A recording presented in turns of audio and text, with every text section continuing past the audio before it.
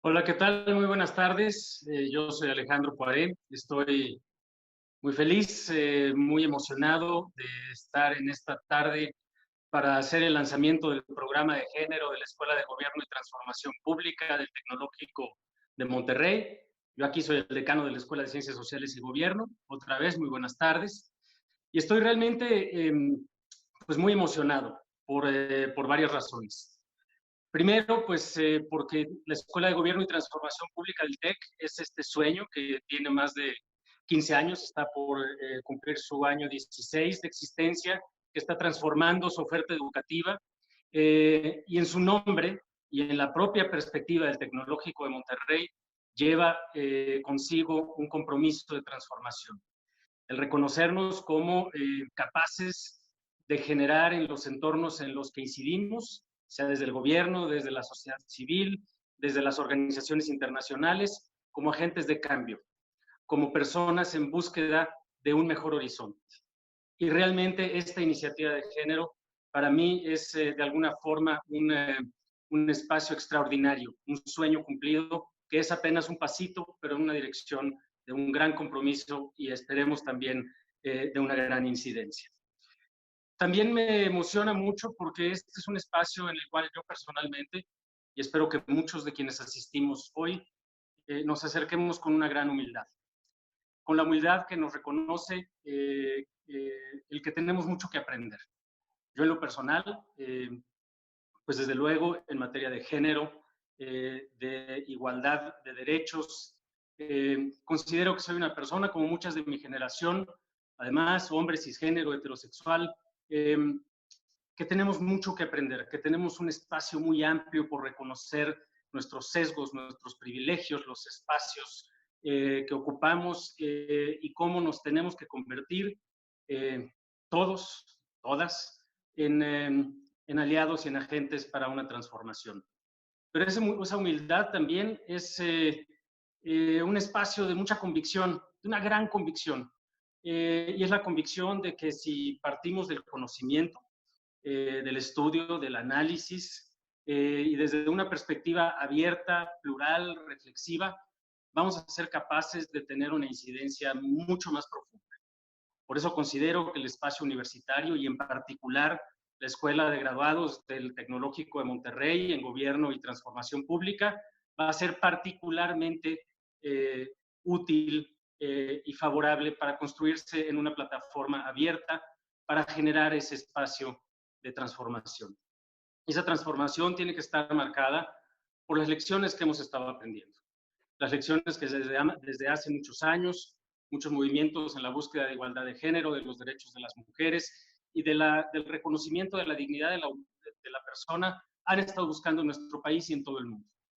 Y particularmente hoy estamos viviendo espacios pues de una enorme y de una extraordinaria incertidumbre.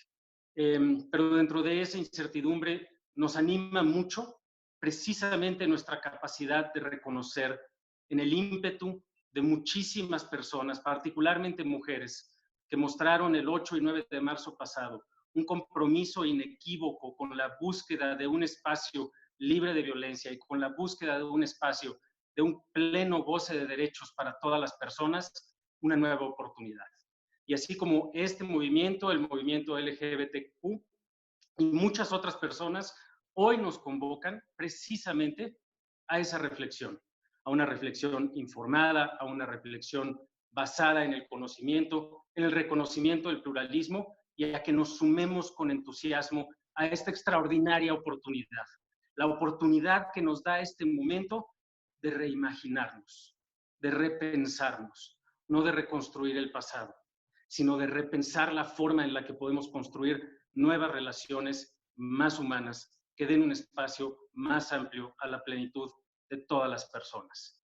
Yo le agradezco especialmente a Paulina Campos, nuestra decana académica, a Josefina Cortés, nuestra directora nacional del programa de Derecho, a Tatiana Revilla, profesora nuestra de Campus Ciudad de México y en Gender Issues, todo el impulso que han llevado para poder organizar esta serie de conferencias magistrales y darle cuerpo junto con muchas otras personas de la escuela y del TEC a esta iniciativa de género dentro de la Escuela de Gobierno y Transformación Pública.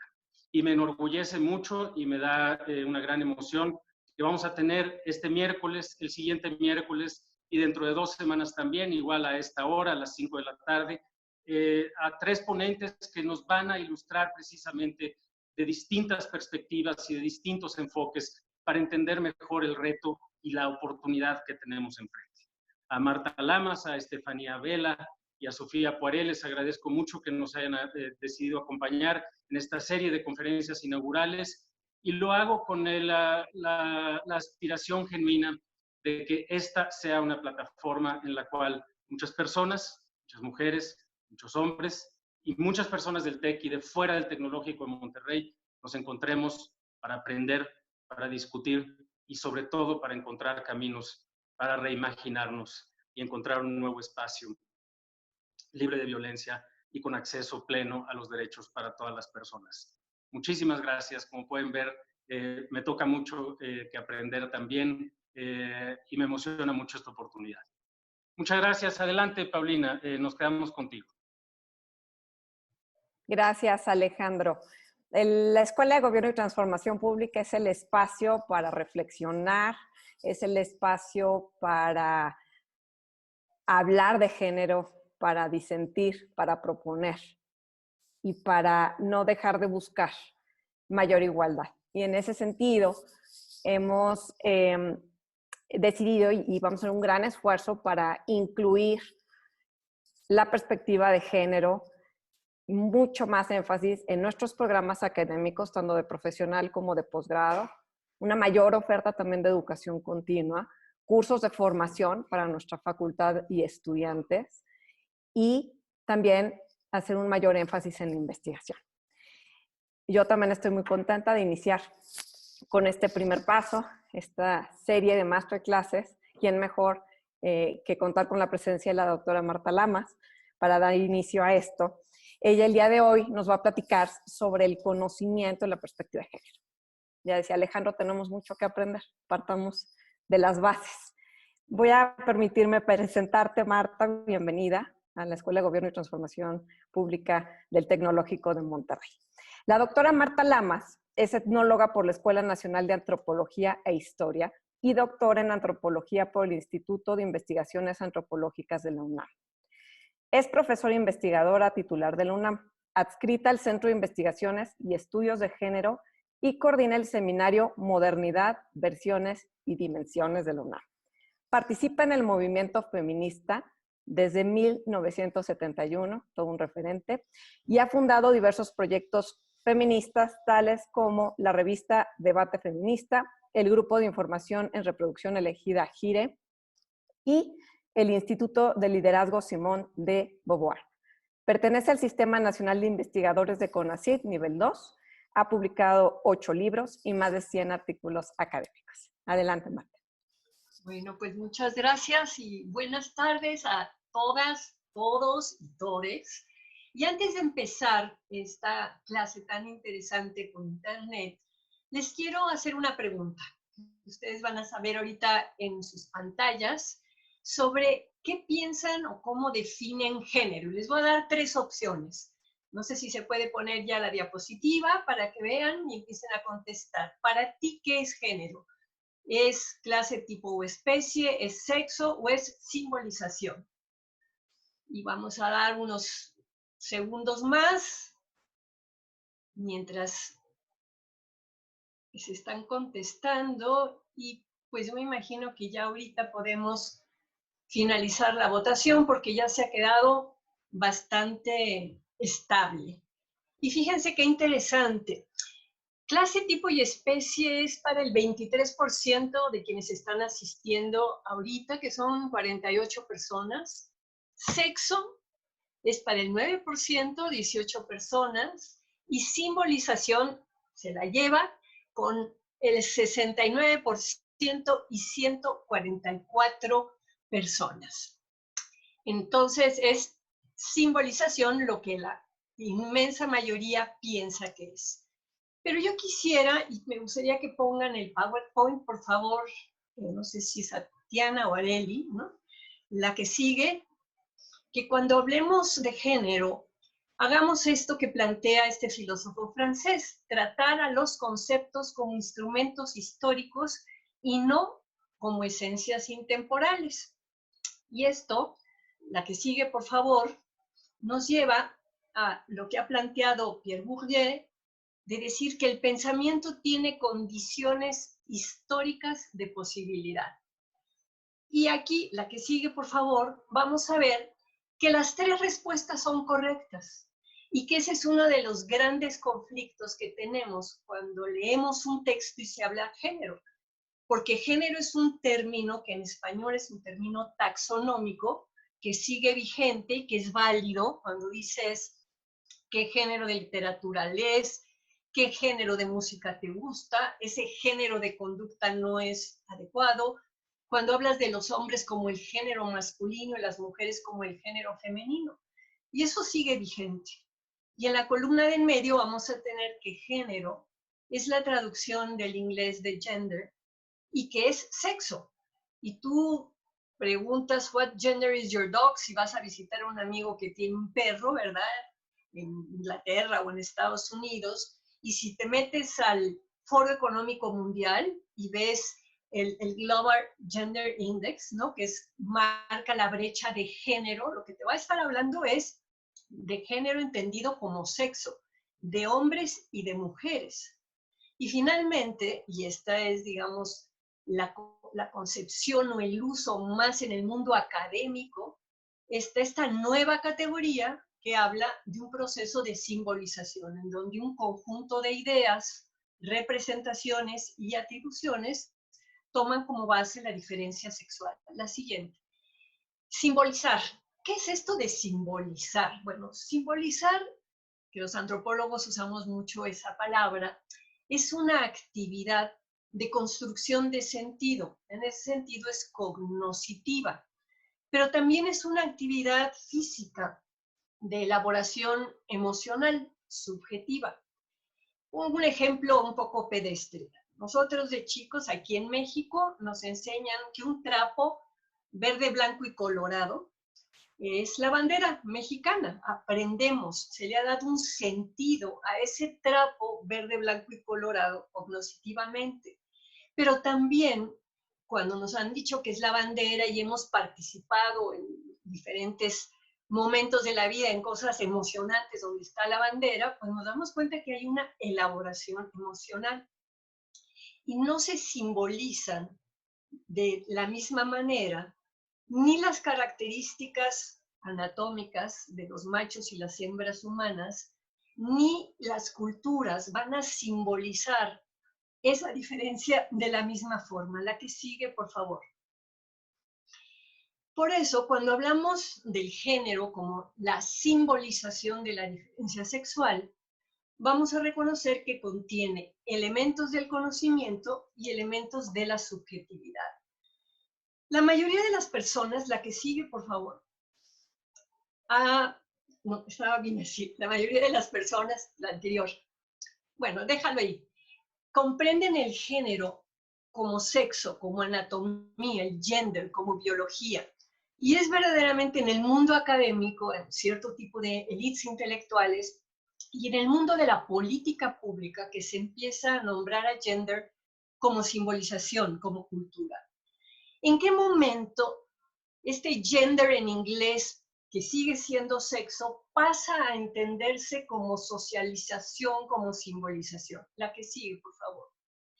Esto es un proceso viejo que ocurre a mitad del siglo XX en la unidad endocrinológica pediátrica del Hospital Johns Hopkins, que este médico, el doctor John Money, un psicólogo social, que luego se va a sacar el premio más famoso que da la Asociación Psiquiátrica por esta investigación, va a plantear que porque así le conviene a él para su investigación, él va a llamar sex a todo lo que tenga que ver con lo biológico, con la anatomía, con los cromosomas, y va a llamar gender a lo social, al proceso social de crianza. La que sigue, por favor.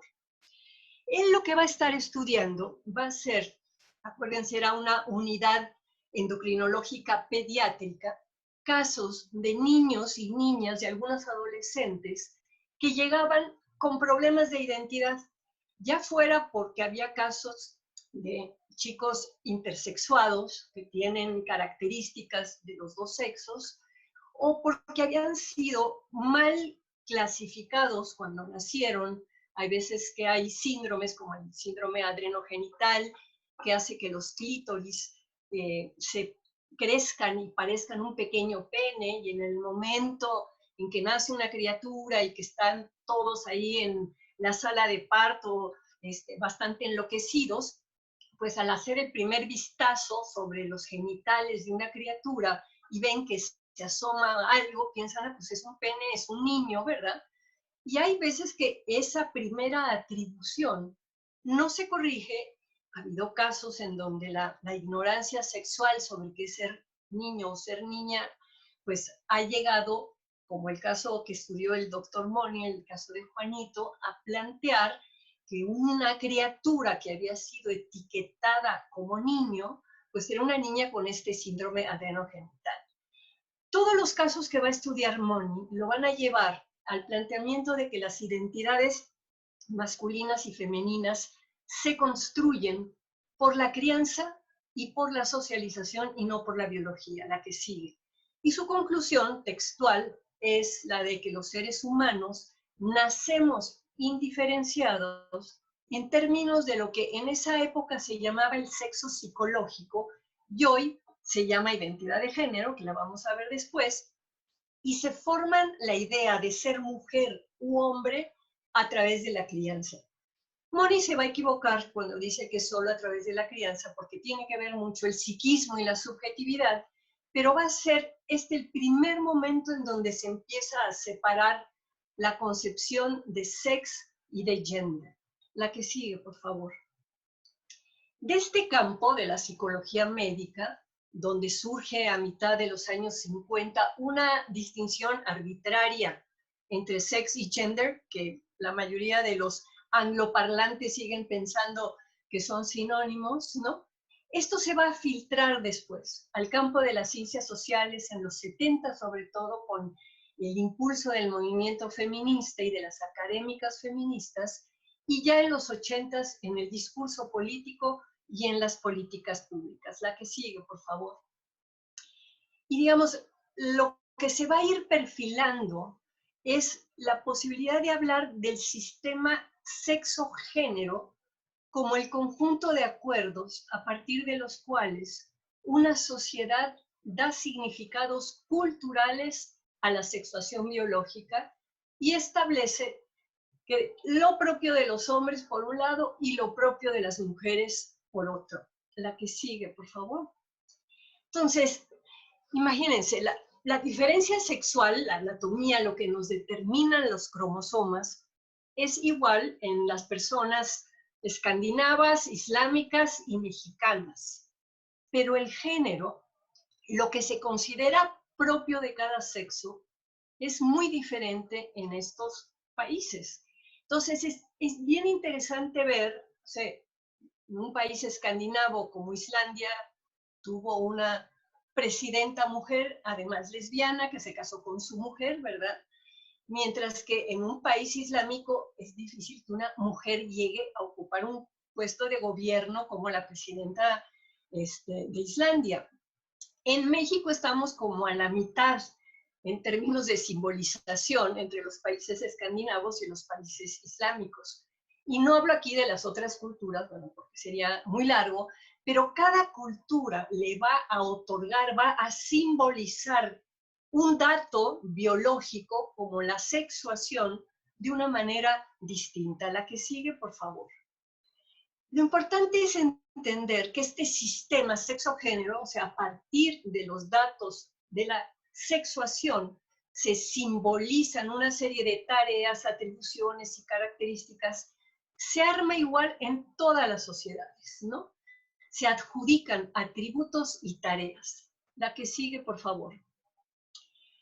Lo que me parece que es lo notable es cómo las normas sociales y jurídicas que tenemos muchas veces se agarran de esa simbolización y consideran naturales diferencias simbólicas.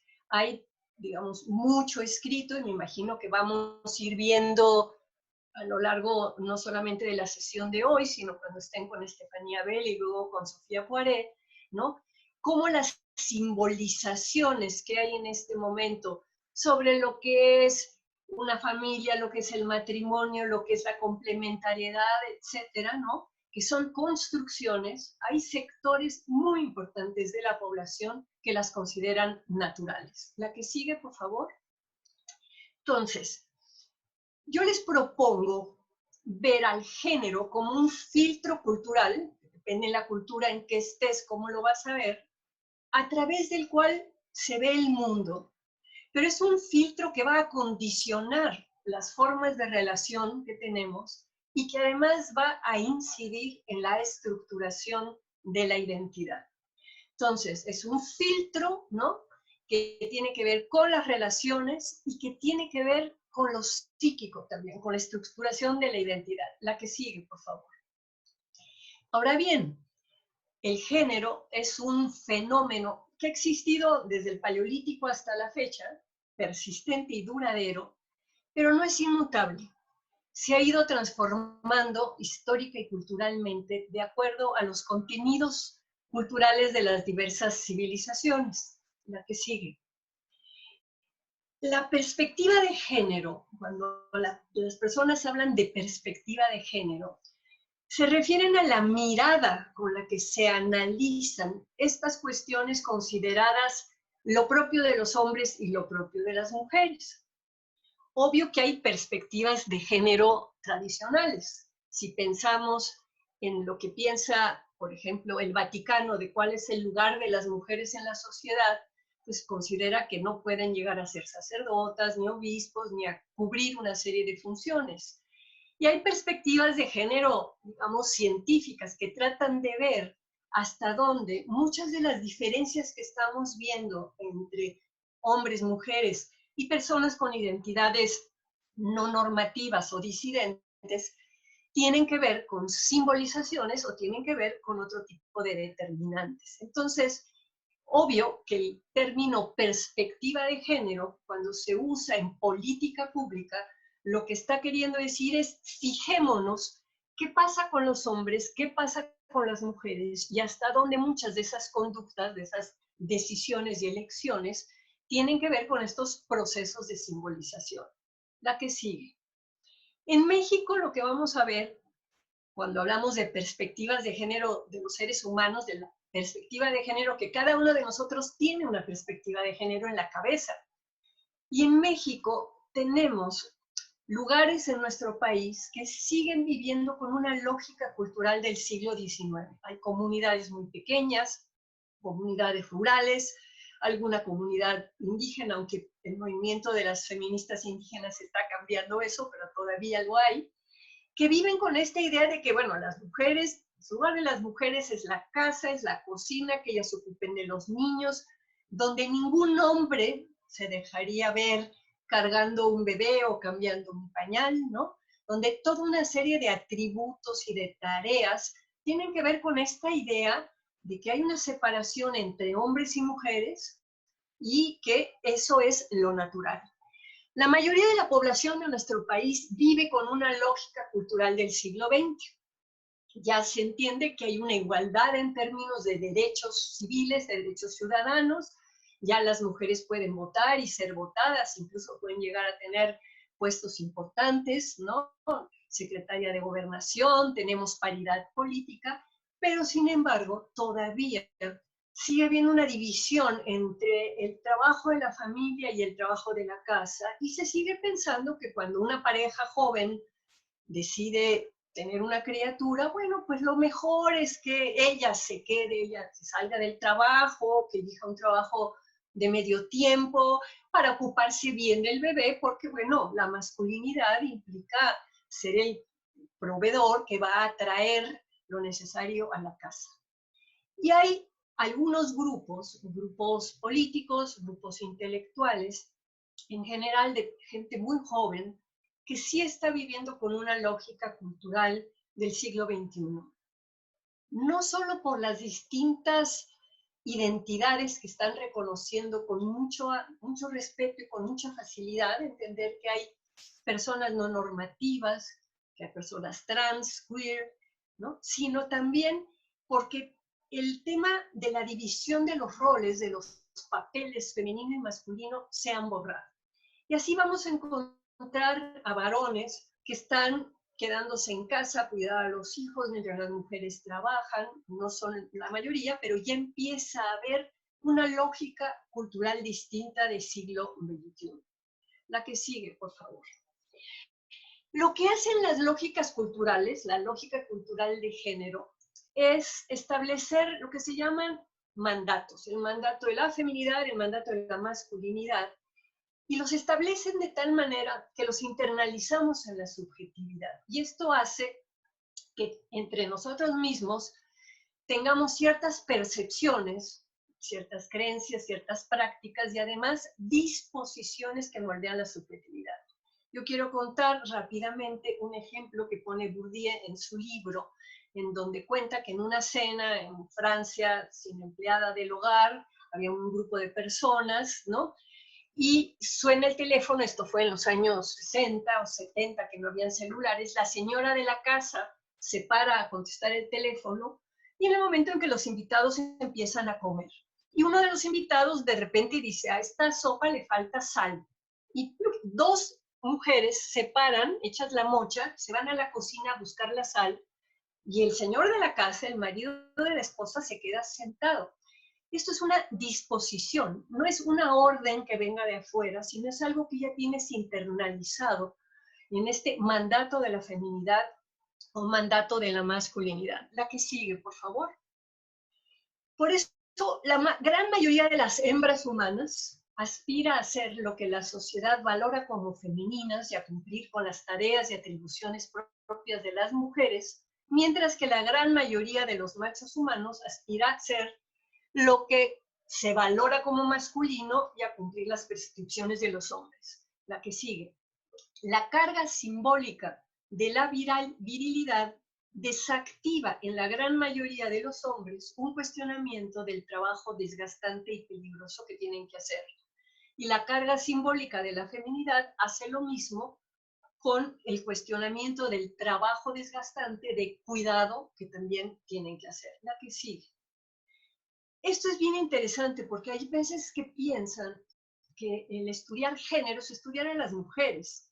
Y no, estudiar género también es estudiar lo que le pasa a los hombres, estudiar cómo la masculinidad favorece que tengan identificaciones heroicas y objetivos de acción prestigiosos o gloriosos, lo cual los engancha con una cultura laboral que les ofrece en términos simbólicos promesas de éxito y de realización en su masculinidad, potencia y de riqueza, a cambio de trabajo extenuante, horarios larguísimos, entrega a la empresa y adhesión a los valores que ésta promueve. Esto ha sido estudiado mucho en Francia por Christophe Dejour, que analizó cómo la masculinidad de los gerentes en un momento de crisis hizo que hubiera una cantidad, por ejemplo, de suicidios de hombres que sentían que ya no podían avanzar y que el tipo de exigencias a las que estaban sometidos los llevaban incluso al suicidio.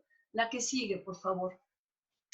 Para las mujeres, este trabajo considerado femenino de criar y cuidar tiene dos caras. Por un lado, hay un exceso de trabajo no retribuido, pero por otro lado, también es una fuente de sentimiento de poder y de realización, ¿no? Por un lado, las mujeres se sienten desgastadas, pero por el otro, a veces no pueden tolerar que las personas a quienes ellas cuidan puedan prescindir de sus atenciones, pues derivan su valía en ello.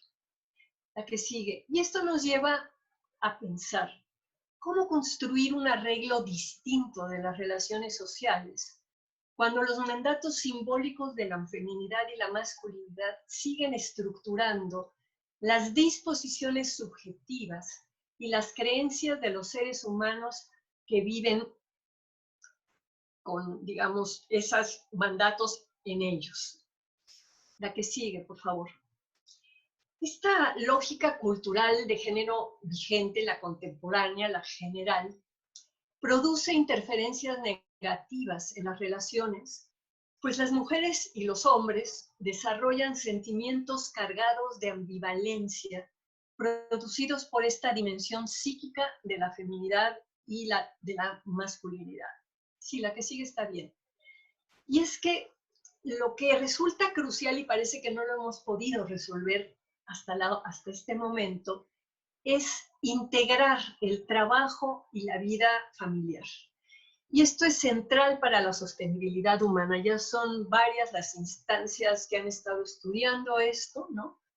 Todo el tema de la corresponsabilidad, trabajo, familia, la responsabilidad de los cuidados y el tema de las personas dependientes siguen ausentes de la agenda política. Es decir, no hay en este momento un proyecto de ley, por ejemplo, para personas dependientes. ¿Qué pasa cuando en una familia hay un hijo dependiente con un problema de mucha discapacidad y los papás dicen, a la hora que nosotros nos vamos a morir, ¿quién se va a hacer cargo? O sea, los hermanos a lo mejor ya se fueron a vivir a otra parte, no hay familiares cercanos, o sea, hay una serie de problemas que tienen que ver con esta conciliación trabajo-familia y con entender lo sustantivo que es el tema del cuidado, que todavía no están puestos en la agenda política.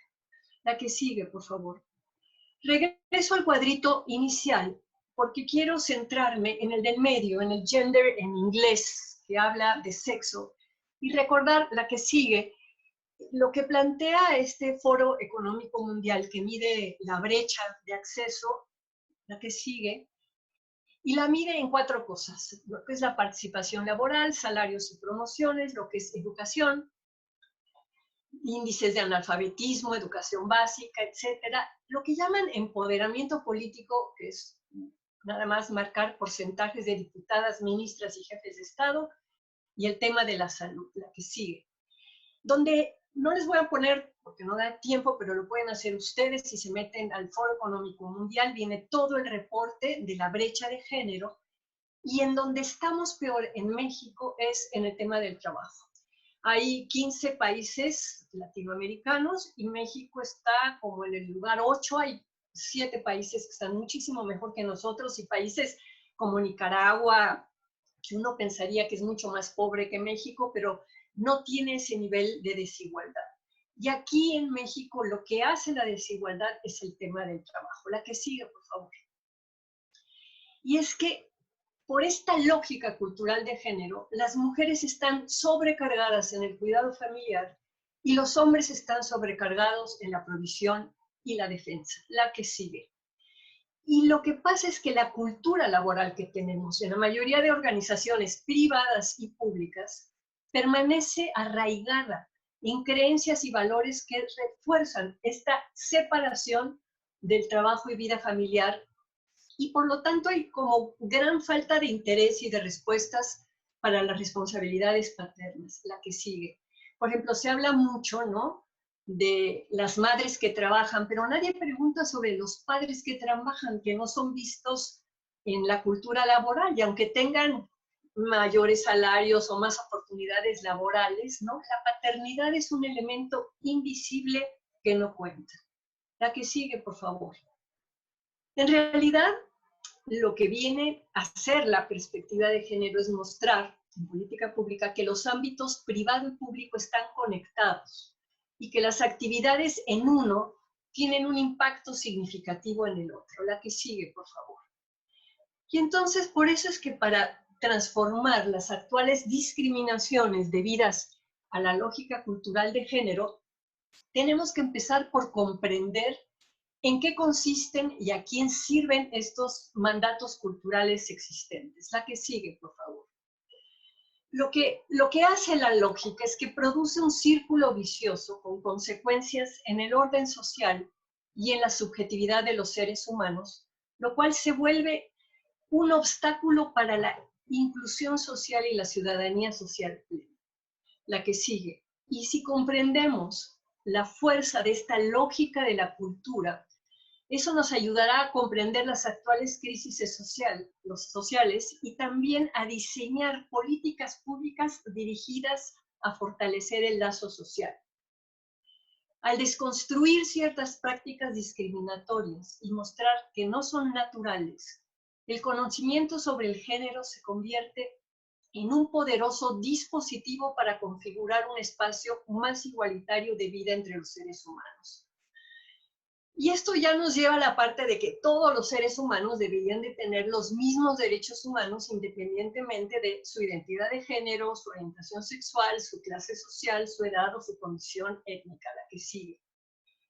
Y esto se acepta hoy en día mucho más en relación a la clase social y a la condición étnica. Se empieza a aceptar en relación a la orientación sexual, sobre todo desde que la Suprema Corte de Justicia resolvió en el año 2015 que el matrimonio entre personas del mismo sexo es legal, pero donde hay muchísimo rechazo es aceptar la diversidad identitaria, porque se considera que ciertas identidades son naturales y otras antinaturales. La que sigue, por favor. La identidad es resultado de un complejo proceso psíquico que se nutre de los mandatos culturales de género, no se nutre de la sexuación, no se nutre de tus cromosomas, se va a nutrir de todo lo que vas a meter en tu inconsciente. La que sigue, por favor. Y si comprendemos que el género es un resultado de lo psíquico y lo cultural, para aceptar la diversidad identitaria, no es necesario pensar que hay identidades naturales y otras antinaturales. La que sigue, por favor. Este sociólogo británico dice que hablar de la racionalidad de las identidades es como hablar del tamaño de los colores, un error de categoría. O sea, yo no puedo decir que el rojo es más grande que el verde o más chico que el azul o que el amarillo, a menos que esté hablando de partidos políticos, y no estoy hablando de partidos políticos, sino de colores, ¿no? Es un error de categoría. Cada identidad es única, cada identidad se constituye con estos mandatos de género y con la forma en que se internalizan estos mandatos y se internaliza la propia identidad. Y con esto termino diciendo que si conceptualizamos al género como una lógica de la cultura, que está presente en todas las situaciones sociales, que tiñe la construcción de la identidad psíquica y que condiciona las reglas de convivencia y el sistema jurídico, vamos a tener una herramienta eficaz para construir otro tipo de política pública. Y esto fue así como una pincelada muy veloz de que a qué nos referimos cuando hablamos de género, sobre todo en el campo de las ciencias sociales y de la política pública. Y ahora creo que venimos a la parte más divertida, que es la de las preguntas.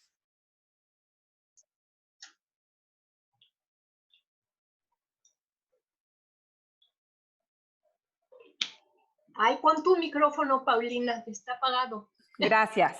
Sí. Se han alcanzado grandes logros, hay avances, batallas ganadas se puede decir, el derecho al voto, una cámara paritaria, un poder legislativo donde hay una paridad. Sin embargo, pues también es un hecho que persisten grandes brechas, ¿no? Y todavía hay un camino largo por recorrer. Y en ese sentido a mí me gustaría preguntarte, ¿qué políticas públicas, qué acciones quizás serían las prioritarias en las que hay que enfocarse para seguir avanzando y, bueno, pues aspirando a un mundo de derechos que en la práctica pues sean iguales? Bueno, yo soy de las personas que piensan que tener un piso, que toda la población tenga un piso, llámese salario universal, piso, ingreso único, básico, ¿no? El hecho de poner el tema de los cuidados de veras en la agenda, en el sentido de que a las personas que se dedican al cuidado son las peor pagadas, o no se les paga porque es una labor de amor, pues a las que se les paga peor. Y no tenemos un sistema de cuidados para todo el país. Y tampoco tenemos algo muy importante, y a mí, mis alumnos siempre me dicen que yo pienso que vivo en Escandinavia, no en México, ¿verdad? Porque hago mis comparaciones. Claro, para mí es así como un punto de referencia utópica, ¿no? A mí me encantaría una ley de paternidad como la que tiene Islandia, de que da un año al papá, ¿verdad? porque no solamente es dar el año para que el papá se ocupe del bebé, sino es también para que los empleadores se den cuenta que les cuesta lo mismo contratar un hombre que una mujer, porque cuando el hombre tenga un hijo, no es que la mujer se va a quedar en la casa cuidándolo, sino que él va a tener esos meses de manera obligatoria para cuidarlo también. Entonces, hay intervenciones que tienen, digamos, como cuando uno juega billar, ¿no? Y que haces una carambola, que le pegas una pelota y luego esa pelota rebota otra cosa. Entonces, los permisos paternos largos, no la ridiculez de los 15 días de permiso paterno que tenemos acá, sino permisos paternos en donde una sociedad considera que una criatura, para estar bien cuidada, tiene que estar con sus cuidadores primarios el primer año de su vida. Y el Estado y la iniciativa privada da el salario de la persona que se va a ocupar de eso, diciendo 6 meses para la mamá, 6 meses para el papá, hay veces hay 2 mamás, a veces hay 2 papás, pero ellos, digamos, se arreglan, y durante un año esa pareja se ocupa de esa criatura con su salario pagado. Y eso cambia no solamente el proceso de crianza, sino la dinámica laboral de esa sociedad. Por eso es que Islandia, que instaló, fue de los países escandinavos el que instaló el que si no se tomaba el permiso por el padre, lo perdía, a diferencia de Suecia y otros países, en donde se lo podía pasar el papá a la mamá, y lo que acababa siempre ocurriendo era que era la mamá la que se estaba todo el año completo con la criatura. Y cuando Islandia dice, no, queremos también afectar el mundo del trabajo con esta política pública, ¿verdad? Lo logró. Entonces, para mí el tema del cuidado, de los cuidados, no solamente de los cuidados de las criaturas chicas, el cuidado de los ancianos, el cuidado de las personas de discapacidad, es así como el gran desafío y la gran deuda que tenemos en nuestra política pública. En esta misma línea de revisando las preguntas, hay muchas preguntas en el chat, mucho interés, gracias a todos. Hay varias que tienen que ver con política pública, entonces voy a tratar de agruparlas ya que iniciamos ahora con esta conversación. Pero acuérdense que yo no sé de política pública. No, soy no, no. antropóloga, sé de cultura, sé de otras cosas, y bueno, se me ocurren algunas cosas de política pública, pero no es mi fuerte. Está bien. No, digo, desde tu perspectiva, digamos, algunas ideas, sobre todo pensando justo en estas identidades, ¿no? Hay aquí, creo que algo muy interesante, dice, bueno, pues en vista de digamos, esta evolución del entendimiento de lo que es la identidad de género, Sí. Veníamos quizá a un mundo donde era muy dicotómico y ahora hemos avanzado pues a esta parte como más de simbolización y abre una serie de identidades. Entonces, ¿cómo se nos ocurre pues diseñar de alguna manera políticas públicas que incluya justamente esta nueva perspectiva amplia? Claro, yo creo que hay digamos, ya hay protocolos y ya hay formas, ¿no? De no sesgar, ¿no? Yo estaba el otro día hablando, por ejemplo, el registro civil, ¿por qué pone apellido materno, apellido paterno? Es primer apellido, segundo apellido, y ya decidirán quienes ponen el apellido, si son 2 mamás o si son 2 papás, digamos, pero si yo tengo una pareja de amigos gays que van a registrar un bebé y dice apellido paterno y materno, bueno, los dos son padres, ¿no? ¿Cómo le van a hacer? Me imagino que en el mundo del trabajo esto pasó en sociedades, yo conozco mucho lo que ha pasado en Inglaterra, donde además el inglés te permite con mucha más facilidad evitar el género de las personas en los currículos, ¿no? Entonces tú pones anthropologist, no pones tu edad, ¿no? Hay toda una serie de cuestiones que ayudan a que no haya una discriminación en función de género o de edad o eso. Con el español tenemos un problema, porque si pones antropólogo o antropóloga, ya con eso se sabe más o menos, ¿no? La E es una buena opción, la propuso hace muchos años Antonio Latorre del Colegio de México, un maravilloso lingüista, y ahora se está usando mucho. Lees estudiantes, lees profesores, suena raro, indudablemente, pero es mucho menos discriminador. Ahora, en términos de política pública, sí creo que habría que revisar las políticas de contratación, digamos, ¿no? Y sobre todo creo que hay que empezar a hacerle entender a nuestra iniciativa pública y a nuestro gobierno, pues que hay hombres que sí les gustaría los permisos. En el gobierno de la Ciudad de México se hizo un proyecto. ¿Y saben lo que pasa? Yo estoy obsesionada con el tema de los cuidados, que quienes toman el permiso son los hombres de los trabajos más bajos. En el gobierno de Ciudad de México eran los policías, porque qué rico tomarse 15 días, ¿verdad? Aunque me parezcan a mí pocos, para ellos 15 días era mucho, ¿no? Pero no se lo toma el director, porque un director 15 días, entonces puede perder una oportunidad en la carrera de trabajo. Cuando en muchos países empezaron a poner optativos los permisos paternos y se dieron cuenta que pasaba eso, que los tomaban los hombres de los rangos más bajos. Y Canadá hizo una cosa súper interesante. Planteó que el hombre que tomara el permiso paterno se le reducía la edad de la jubilación, ¿no? Es decir, en vez de jubilarse a los 65, se podía jubilar a los 60 y se le subía una especie de cuota especial por ser papá. Inmediatamente directivos empezaron también a sumarse a este tema de los permisos paternos. Entonces, hay mucho investigado y mucho trabajado sobre eso, ¿no? Otra pregunta. Tiene que ver con el feminismo radical. ¿Consideras que atenta contra la identidad de género o que bien es una nueva oportunidad para erradicar la desigualdad de género? A ver, cuando hablan de feminismo radical, para mí radical quiere decir ir a la raíz de las cosas. A mí me encantaría ser considerada una feminista radical y se llama muchas veces radical a las extremistas. Entonces, por ejemplo, hay un grupo de feministas que están en contra de las personas trans, que son las TERFs, ¿no? Trans Exclusionary Feminism, ¿no?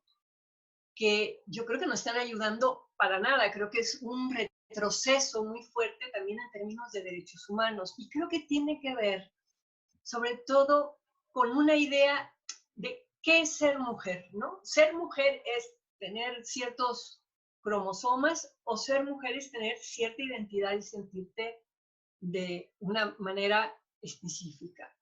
Y además muestra como una dificultad de entender que hay muchas formas de ser mujer, muchas formas de ser hombre, muchas formas de ser personas distintas con identidades nuevas y distintas, y que todos somos seres humanos.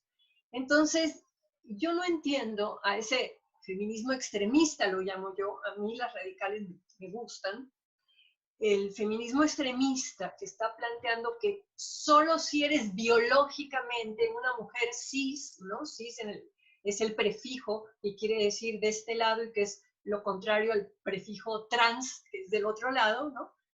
Que solo entonces así eres mujer. Bueno, eso yo no lo entiendo.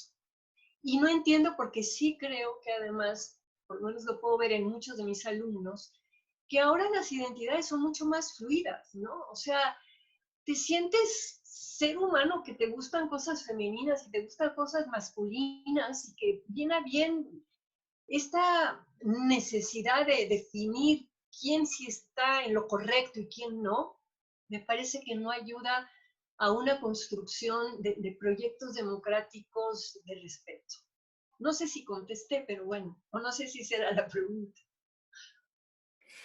Dos preguntas más. Una tiene que ver con la educación sexual que se da desde edades tempranas. Sí. ¿Es algo que tiene que venir como una política de Estado o bien deben de considerarse también las opiniones de los padres? O sea, ¿qué tanto tiene que tomar el Estado una postura en este sentido? Sobre todo, pues en este tipo de temas que han evolucionado y que se busca pues generar condiciones de mayor igualdad.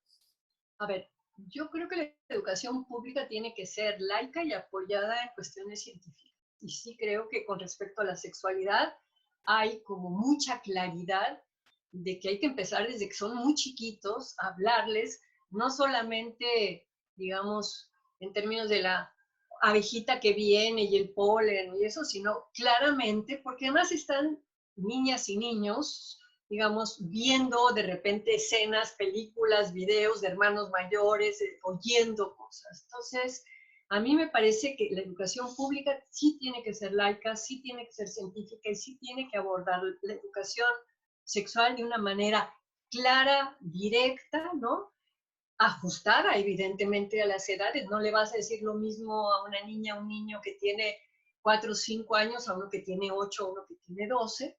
Y creo que los padres que tienen conflictos por sus creencias con respecto a muchos temas, no solo de la sexualidad, pues si son padres que tienen recursos van a mandar a sus hijos a escuelas privadas religiosas, y si son padres que no tienen recursos, creo que tendrán que ir y dirimir su conflicto con las autoridades de la escuela. Decir, bueno, pero ¿por qué le están enseñando a los niños de 6 años que masturbarse no les van a salir pelos en las manos, sino que es muy bueno? Entonces se tratará la autoridad de esa escuela pública de hablar con los padres. Es un problema para la gente que no tiene recursos económicos de meter a sus hijos en escuelas privadas religiosas. Pero sí creo que la educación pública tiene que dar educación sexual. En este mismo tema preguntan si consideras que se debería de agregar exprofeso contenidos de exploración de la historia feminista y de identidad de género en los libros de texto, por ejemplo, en educación. Pero en primaria no. O sea, yo estoy pensando en educación sexual para primaria, pero pobres niños, meterles desde la primaria, o sea, sí creo que en la historia que se enseñe, que algo se enseña de historia en las primarias, decir que las mujeres existen y que han colaborado históricamente no estaría mal. Y no solamente, no sé, Leona Vicario, la corregidora, y ay, qué hueva, ¿no? O sea, son 5 mujeres que aparecen en la historia de México y creo que sí se podría hablar del papel que han tenido las mujeres en la historia, pero creo que eso ya es como en secundaria, ¿no? Y a mí me preocupa como vacunar en contra, o sea, si das las cosas antes de que haya una curiosidad, creo que eso es contraproducente. A mí me gustaría que en secundaria se entendiera por los chavitos y las chavitas esto de qué es género, no como lo di yo ahora que venía al TEC, a la escuela de gobierno, a tratar de decir, oigan, el conocimiento, etcétera, sino una cosa mucho más lúdica de, bueno, ¿qué pasa si a fulanito le ponemos un mandil y a la niña le ponemos una cachucha de varón? ¿Cambian ellos por ponerse una ropa distinta? ¿Por qué a las niñas hay taller de costura y a los niños de electricidad y a las niñas no se les deja? Es decir, como empezar a cuestionar lo que son los roles en cuanto a las tareas y a los gustos, ¿no? Y poco a poco ir llevando ya hacia la prepa todo este tema de las relaciones. Y creo que de lo que sí se tiene que hablar en algún momento, y que la adolescencia es el momento en donde eso estalla, ¿no? De la sexualidad. Yo sí creo que en secundaria sí se tiene que hablar de homosexualidad, de lo trans, de la identidad de género, y de que ya hay a estas alturas de la vida un conocimiento sobre que no es el uso de ciertos órganos y orificios del cuerpo lo que hace que una relación sexual sea ética, sino que lo ético es el consentimiento. Hablar mucho en qué radica el consentimiento, ¿no? Y el consentimiento como si dos personas quieren lo mismo y son de la misma rodada, ¿verdad? Pues órale, yo creo que eso sí en secundaria se tiene que plantear. Estoy viendo varias preguntas, entonces estoy tratando de integrarlas. Bueno, sí. Pero varias repiten algo como esto. Digamos, la reflexión es si esperaríamos o si considerarías incluso algo deseable una especie de abolición del género. en el sentido de que quizá hay fenómenos como los feminicidios, como incluso la feminización de la pobreza, entonces que han estado muy marcados hacia esta dicotomía de género, y si avanzamos hacia algo mucho más simbólico, incluso se podría ir aboliendo este concepto, y si esto sería algo deseable.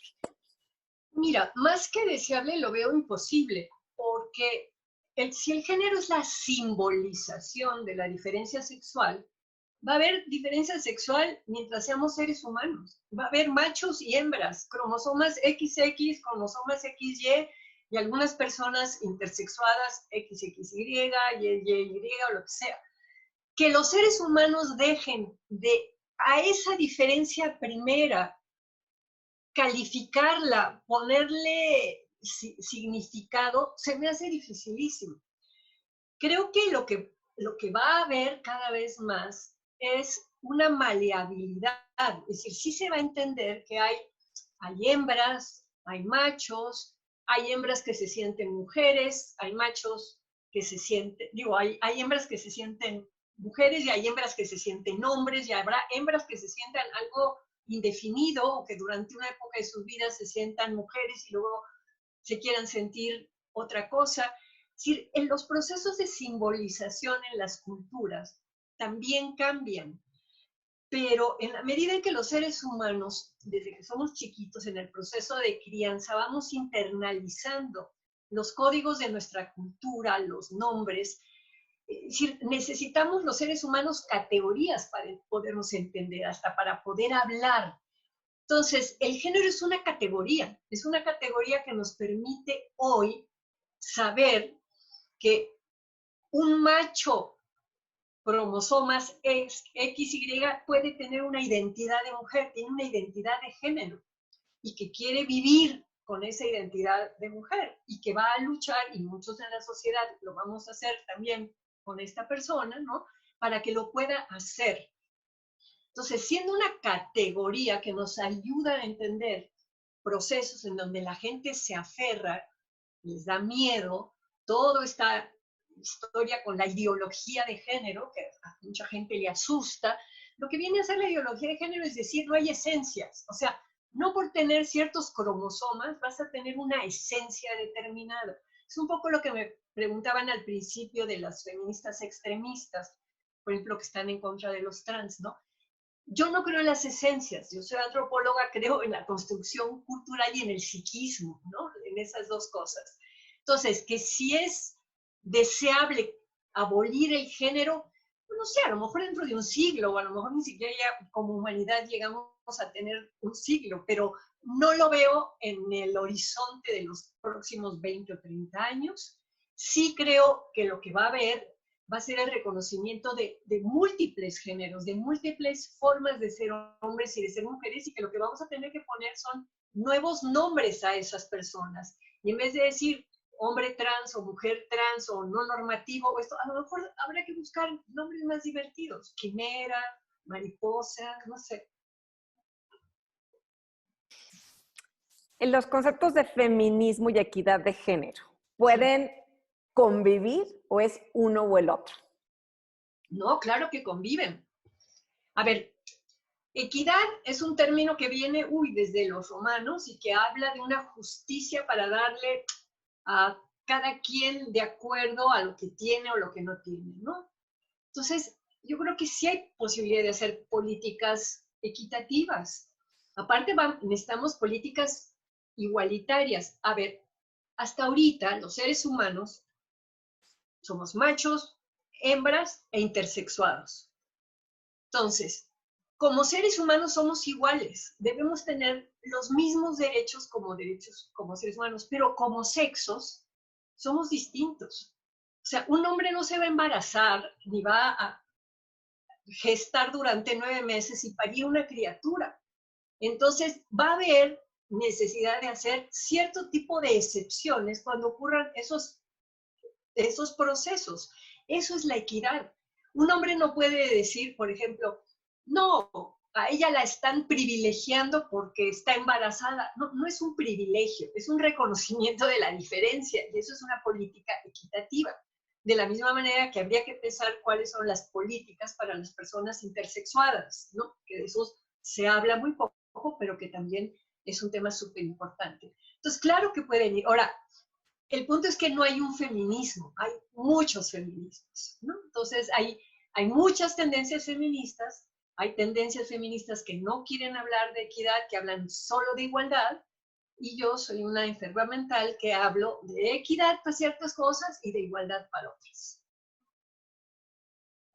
Gracias, Marta. Bueno, te comparto más que el chat. Bueno, hay una cantidad de comentarios, agradecimientos, felicitaciones.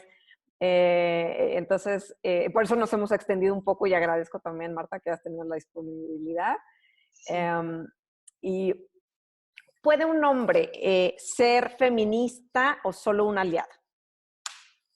Bueno, ese es uno de mis problemas en la vida, que yo creo que si el feminismo es para mí tres cosas. Es un movimiento social, es una postura política y es una crítica de la cultura. Entonces, yo creo que hay seres humanos que pueden tener esa postura y a lo mejor tienen dificultades para participar en el movimiento social, ¿no?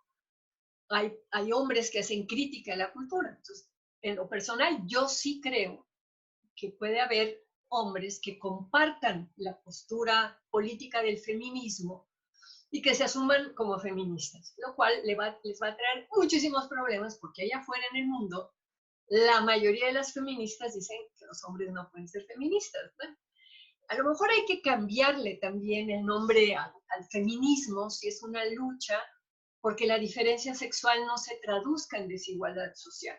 Si no se traduce en desigualdad social esta diferencia anatómica, bueno, eso es lo que queremos las feministas o los humanistas o los igualitaristas o quienes.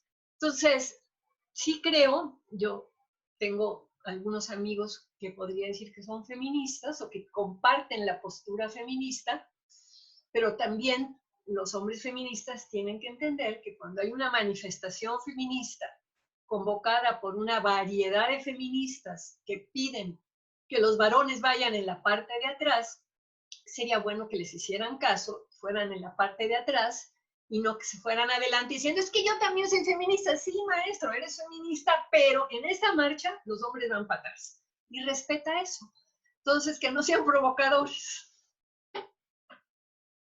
En esta época de pandemia, de COVID-19, varias preguntas también y coincido. Pareciera que, pues nuevamente el trabajo no remunerado, el cuidado, está cayendo sobre las mujeres. En ese sentido, ¿propones algunas ideas, incluso quizá que pudiera venir desde el gobierno o desde los distintos sectores sociales para tratar de equilibrar un poco esto, concientizarnos de que esto es algo que pareciera estar sucediendo? Fíjate que, bueno, a lo mejor ahí yo creo que yo tengo un sesgo de clase social y de edad clarísimo, ¿no? Tendría que estar aquí Estefanía Vela para decirnos con su interseccionalidad cómo ve el asunto. Pero a mí lo que me están comentando muchas de mis alumnas que tienen son algunas ya de maestría y doctorado, entonces ya tienen 30 y tantos años, ¿no? Es que por primera vez los hombres que están encerrados con ellas en la casa están empezando a hacer trabajo doméstico y se están dando cuenta de la chinga que es el trabajo doméstico. O sea, yo a lo mejor en otra clase social, a lo mejor en otro sector, les ha caído muchísimo más trabajo a las mujeres. Pero si ahorita estamos encerrados hombres y mujeres al parejo, digo, ahí también tiene que ver con qué tipo de relación tienes, ¿no? Es decir, si tú estás encerrada y tu marido va y se encierra en su estudio y se la pasa todo el día enfrente de la computadora y tú no eres para decirle toc, toc, te toca ahora a ti hacer la comida o cuidar al niño o eso, ahí, digamos, ya tiene que ver con el tipo de acuerdos en las parejas, ¿no?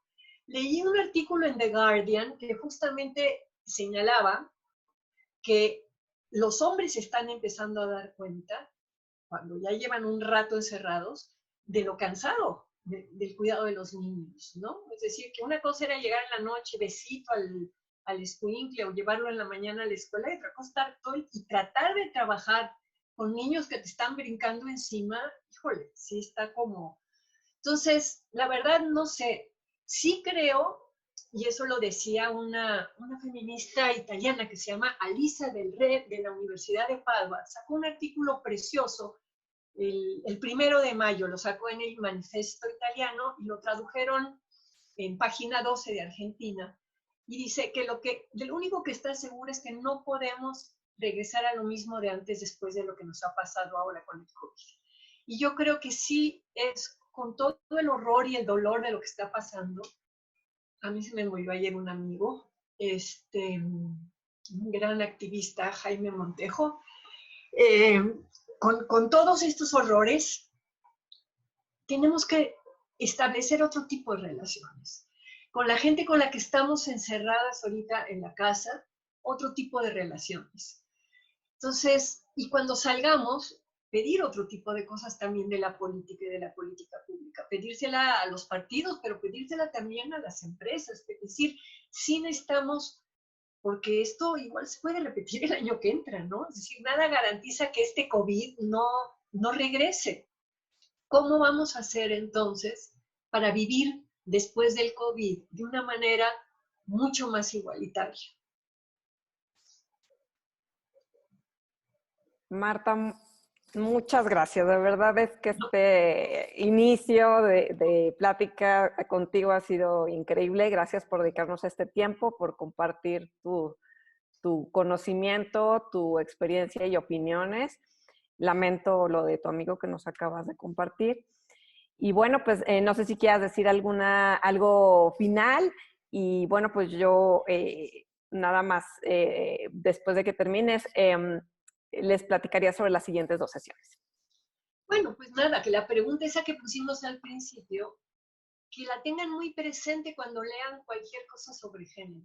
Lean género y digan, a ver, este autor me está hablando de gender como sexo, me está hablando de gender como simbolización, porque siguen vigentes los homónimos, suenan igual, género, género, género, y a veces quieren decir cosas distintas. Entonces, por un lado eso, y por el otro lado, cómo el género nos atraviesa como seres humanos, nos atraviesa en nuestra subjetividad, en nuestra identidad, en nuestros deseos, en nuestras disposiciones, el querer atender, el querer proteger, ¿no? Lo femenino, lo masculino. Y bueno, y lo que queremos es, pues, todos proteger, todos ser proveedores, ¿no? Esta cosa de reconocernos como seres humanos más allá de las identidades y las etiquetas, me parece que ese sí es el horizonte para dentro de muchos años. Y agradezco muchísimo, Paulina, muchísimo, Alejandro, y a todo el equipo, a Tatiana, a Areli, que me tuvieron mucha paciencia para meterme en este asunto electrónico. Muchas gracias y les deseo, pues, mucho éxito. Gracias, Marta. Pues gracias también a todos los que nos acompañaron, no nomás en México, y a personas de Latinoamérica. Bienvenidos a este espacio. Y recordarles que el próximo 13 de mayo seguiremos con la Masterclass de Género, Derecho y Política Pública con Estefanía Vela. Y el próximo 20 de mayo, también miércoles, con la plática Masterclass Movimientos Actuales, una cuarta ola feminista con Sofía Poiré. Buenas tardes.